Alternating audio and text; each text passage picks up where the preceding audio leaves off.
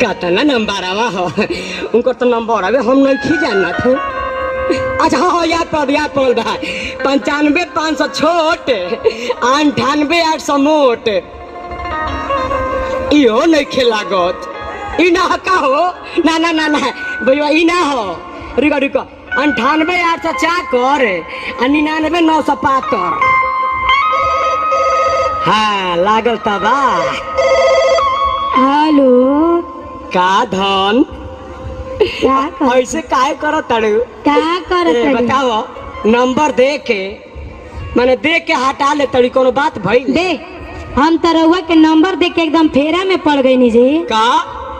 का फेरा में पड़ गइलू का ऐसे काहे कहत ताड़ू यही के डरे हम अपन मोबाइल चुरा के रखत रही कैसे रउआ हमार नंबर ले लेनी फेरा में पड़ल बड़ू। हाँ हम सोचनी कब हमारा घेरा में आवा के डेरा में ले जाके आ तोहरा के पाकल पाकल केरा खियाई ऐसे काहे कहत ताड़ू हम डेरा में जाए वाला ना है। काहे हो सुनी कहत आई हो साधु बाबा आई हो साधु बाबा हमारे गौरा एकदम बहकता ओकरा के रोके के कुछ उपाय बताइए बाबा। का बाची ठोके के उपाय बे रोके के। अच्छा अच्छा बाची तोर कई दिन बाची कोई ना कोई चिचड़ी एक दिन जरूर खाची। ई का कहतनी ए बाबा हम ठीक कहतनी बाची तोहरा का कष्ट बा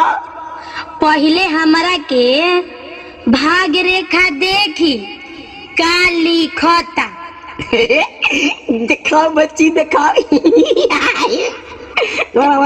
बच्ची